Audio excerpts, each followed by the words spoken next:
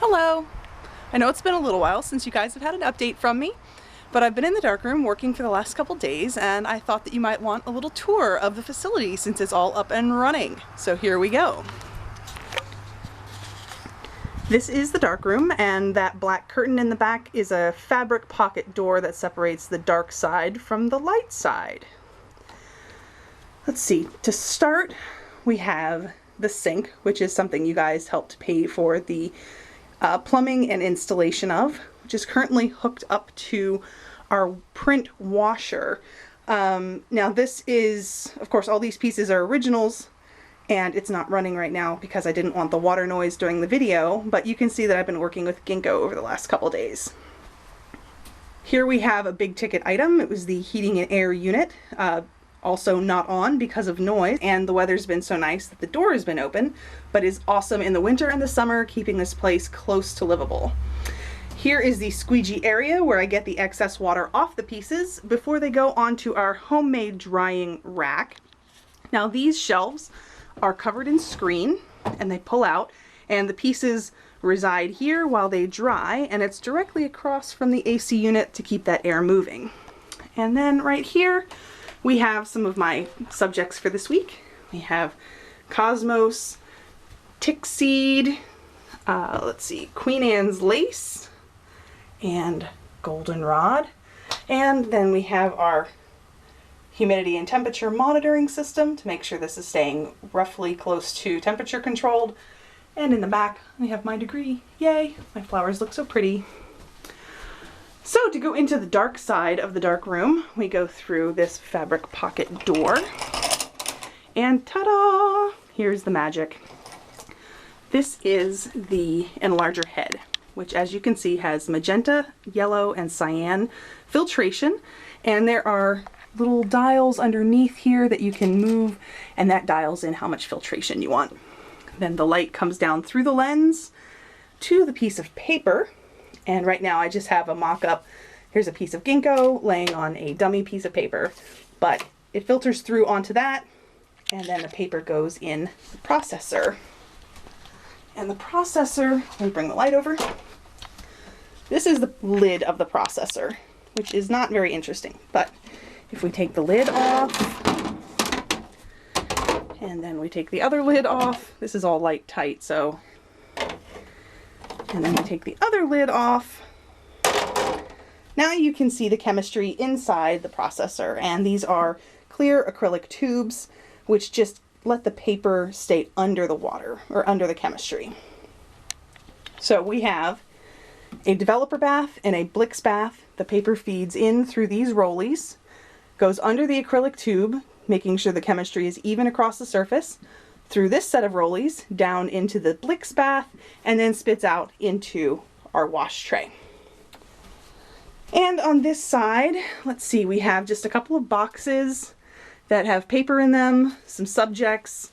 Let's see, this is money plant from before, eucalyptus from before. Right here we have our chemistry tanks, which, let's see, developer on the right and Blix on the left. And right there is your tripod, which you'll be sitting on in just a moment while you watch me work. So now you guys are safely up on your tripod where I'm not going to knock you over in the dark. And I wanted to show you what the process is with the lights on, and then we'll go through and do it with the lights off. This is a box of paper. Normally if I open this box with the light on, I would ruin everything in it. But for the sake of demonstration, there is only one single piece of paper in this box that I'm going to sacrifice. So we open the box, and in the box we find a bag, and in the bag we find the paper. And this piece of paper has two sides. The blue side is the emulsion side. The white side says Fuji Crystal Archival and is the back of the paper. In the dark, you have to feel which side is up.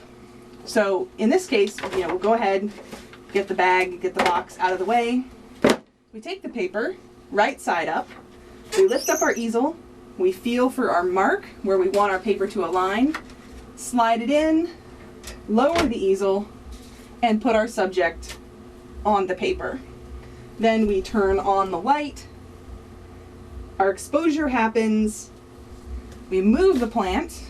We take the paper out, and we feed it into the processor. So you have to feel for this groove, feed it into the processor, and once it's caught, it will automatically pull this piece of paper in through the developer bath, through the Blix bath, and then spit it out into our wash tray. So now that I've walked you through the steps with the lights on, I'm going to turn the lights off and actually do a piece, and then we'll see what comes out. So ready? Lights off. Okay, first things first, grab the box, open the bag,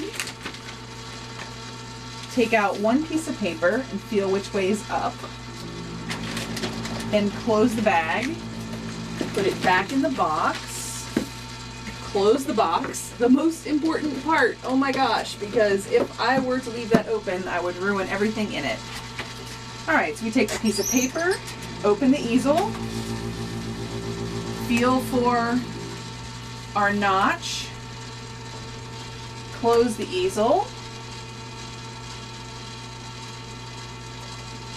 Alright, then we take the piece of ginkgo, feel for the paper, place the ginkgo down on the paper, turn on the enlarger, wait for our 7 seconds to go by, take the ginkgo off, take the piece of paper out, feel for the slot in the processor, and once we've felt the piece of paper grab, it gets slowly pulled into the processor. So it's been a couple of minutes and I can feel that the piece is beginning to emerge from the processor. So I'm going to go ahead and turn on the light, take you guys down off the tripod, and see what we've got. There you are.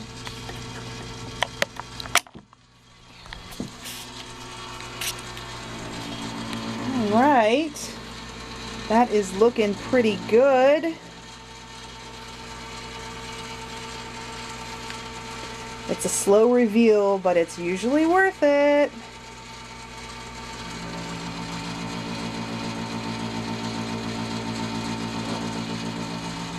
Okay, so it drops into this water bath. Give it a quick rinse. And then put it in the tray. Open our door and bring it out into the light to see what we have. And that looks pretty awesome, I have to say. Lots of good detail. I don't see any scratches, and the color is cool. So this one's a keeper. We'll take it, put it in the wash with its buddy here, and it'll stay in the wash for probably 5 or 10 minutes until all the chemistry is washed off of it. And from there we will take it out, we will squeegee it, we'll put it on the drying rack to dry, and after another hour or so on the drying rack, it will then be photographed, numbered, stamped, cataloged, and eventually matted and framed to go to the show. So, I hope you have enjoyed your tour of the darkroom. It's been a pleasure, and if you're ever in the area, please come see me.